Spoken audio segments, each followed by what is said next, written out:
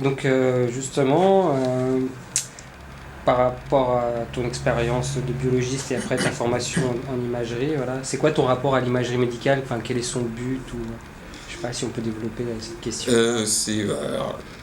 C'est pas évident parce que je pense que les réponses peuvent être larges. Il y a un champ de réponses assez large.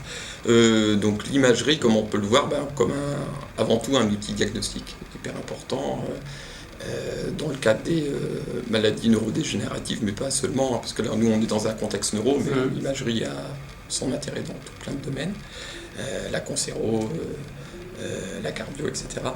Et donc c'est avant tout un outil qui peut parfaire les diagnostics. C'est-à-dire que généralement en neuro, le diagnostic d'une personne qui va avoir par exemple une démence, ça se fait plutôt sur l'entretien avec le neurologue, les tests neuropsychologiques. C'est un complément du diagnostic. Exactement. Clinique. Ouais, exactement. Bon, merci de trouver les termes adéquats. Ouais. C'est vraiment ça en fait. C'est que l'imagerie, c'est pas ce qui va permettre en tant que tel de faire le diagnostic, mais ça va être un outil parmi d'autres qui permettront pour valider peut-être des fois, exactement, valider, ou invalider. Mais en tout cas, avec d'autres informations, ça va faire convergence et ça va permettre de poser le diagnostic au patient. Et par rapport à ça, est-ce que tu penses qu'à un moment donné,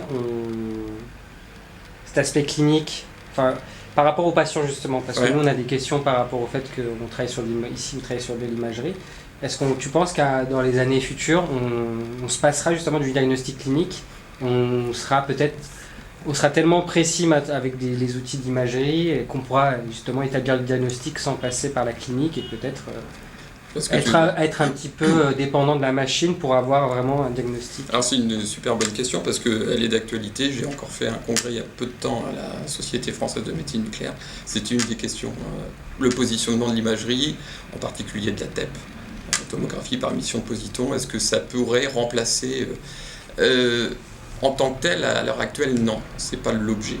D'ailleurs, il y a d'autres techniques comme le prélèvement de biomarqueurs directement sanguin au niveau de la moelle épinière qui peuvent rentrer en concurrence de l'imagerie. Mais l'intérêt de la question, elle est bonne dans le sens où on voit qu'il y a plusieurs moyens de parfaire le diagnostic, que l'imagerie en est un, et qu'il y a une concurrence entre les différents. Donc, ça, pour l'instant, c'est un peu utopique de dire que l'imagerie... donc oui, c'est juste pour te dire qu'effectivement, l'imagerie, oui, ça pourrait à sa place, mais de là à dire qu'elle aura la place prépondérante ou principale, à l'heure actuelle, non. Il y a aussi des notions de coût qui rentrent en jeu. L'imagerie, c'est quand même un examen qui coûte cher par rapport à d'autres. Donc, ah oui, c'est un coût. Ouais, c'est un coût. L'aspect du coût. Ouais.